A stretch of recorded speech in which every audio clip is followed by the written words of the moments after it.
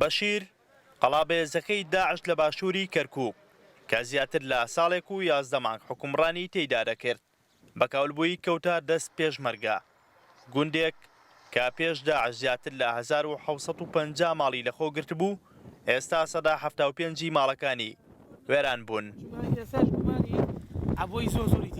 ئەوەی لە خانووەکانە بەجێماوە کەوتنتە ژێر ئەم سەبانەی کە ڕوخێنراون وەکو تراکتۆر و سیارەکان شکێنراون پارچە پارچەی و ئامێرانیان هەمووی بەجێماوە. ئەو گوندە ئاوەدانەی کە چەندین مانگە تورکمانانی ناوچەکە و چەکدارانی حەشجی شەعبی فرمێسکی لە دەستدانیان بۆی دەڕشت لەلایەن پێشمەرگەوە کۆنتڕۆڵ کرا و ئێستاش تەنیا پێشمەرگەیە مەترسی ئەو هەموو مینە چێنراوەی باژیان کڕیوەتەوە کە لە هەموو کونج و قوشبنێکی بەشیر نێژراون تەنیا شوێنی دڵنیایی ئەو گوندە ماڵە ژێرزەویەکانی داعشن.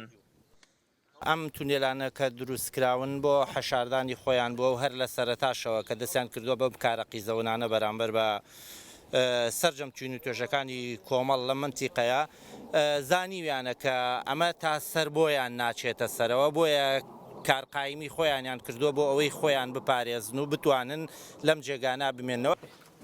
ئەمە یەکێک لە تونێلەکانی ناو بەشیرە کە بە بەرزی 2 مەتر و پانی 1 مەتر و بە درێژایی زیاتر لە 1 کیلۆمەتر ڕۆژانێک چەکدارانی داعشی پاراست بوو. چەکدارانی داعش دیارە لە ناو گوندەکانی بەشیر و ئەلموفەرەز لە باشووری کەرکووک لە زۆربەی ناوخانەکانەوە تونێلیان لێداوە ئەمەی چێکە لەو تونێلانە کە زیاتر بۆ بەکاریان هێناوە بۆی خۆیان حەشار بدەن لە فڕۆکە جەنگەکانی هاوپەیمانان کاتێک بۆردومانی ئەم ناوچانە دەکەن.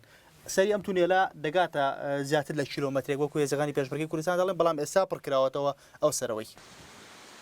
جگە لە تونێلەکان ئەم قوتابخانەیە یەکێک لەو دەگمەن بینایانەیە کە لە هێرش و بۆردومانەکاندا کەمترین زیانی بەرکەوتووە بەڵام بەپێی دیمەنەکانی ناوەوەی بێت ئێرەش لە هێرشی چەکدارانی داعش نەپارێزراوە دەفتەر و کتێبی قوتابیان بە شێوەیەک جێشراون کە چاوەڕوان ناکرێت بەم زوانە هەڵبگیرێنەوە.